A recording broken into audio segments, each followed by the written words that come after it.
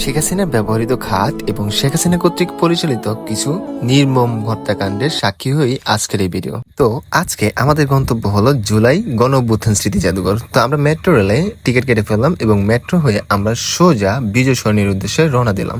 Metro রেলে অবশ্য প্রচুর ভিড় ছিল, তবে জ্যাম থেকে ভিড় পালো। তারপর আমরা বিজয় সরণি নেমে গেলাম। এর একটু সামনে আগাতেই দেখতে পেলাম একটা ব্যানারে লেখা ছিল যে লেকের পানিতে গোসল করা নিষেধ। সো আমি দেখতে পেলাম ওনারা তো গোসল করতেছে তার সাথে লাফাচ্ছিল। যাই হোক, এমন করবে। তারপর এটা হলো আমাদের জাতীয় সংসদ ভবন।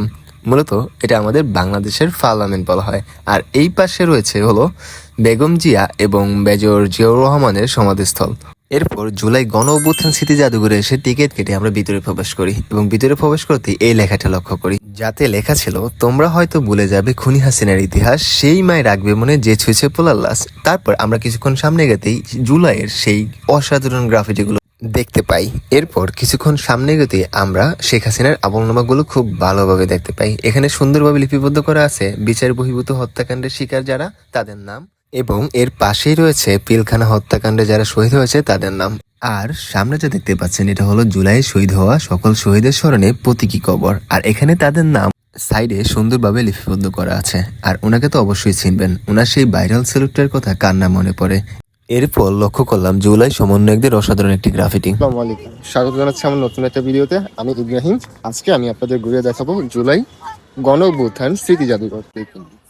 তো জুলাই গণ অভ্যুত্থান জাদুঘরে আপনারা এখানে আসলে এখানে আপনারা আরো জানতে পারবেন যে একটা মানুষের কীর্তিকলাপ অর্থাৎ আমলনামা, দুনিয়ারি যে আমলনামা এত দারুণ বা এত জঘন্য হতে পারে তা আপনারা খুব সুন্দরভাবে উপলব্ধি করতে পারবেন এবং তা খুব দারুণভাবে এখানে সাজিয়ে রাখা হয়েছে। আপনারা ঘুরে ঘুরে তা অবশ্যই দেখতে পারবেন, নিজেই দেখতে পারবেন।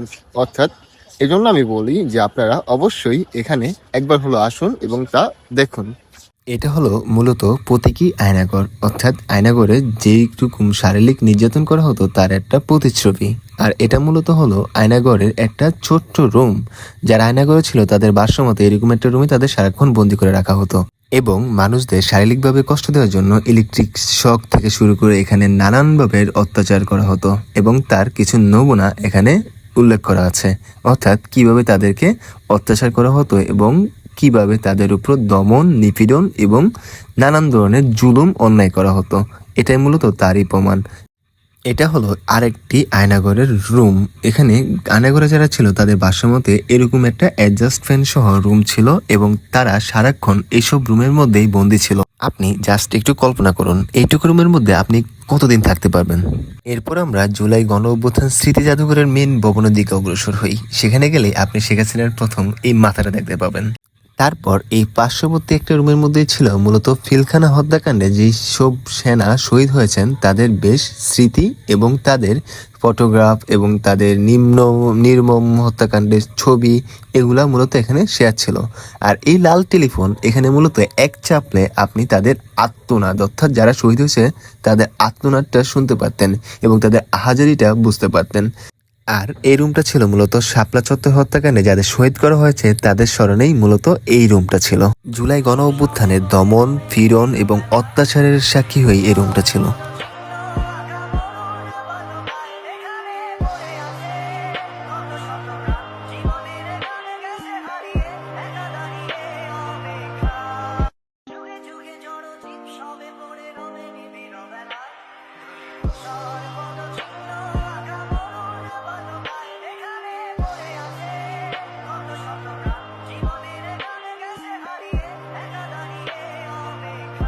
ওর এখানে আবু সাইদ ভাই এবং ওয়াসিম আকরামের পরিহিত দুটি জার্সি দেখতে পাই। আর এটা মূলত হলো সেই আপার খাট, এখানে উনি থাকতেন এবং এই রুম থেকেই উনি যত পরিকল্পনা করতেন।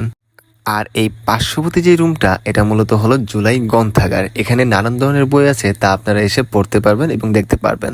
আর এই হলো সেই ব্যালকনি, এখানে উনি নিরালা সময় কাটাতেন বলা যায়।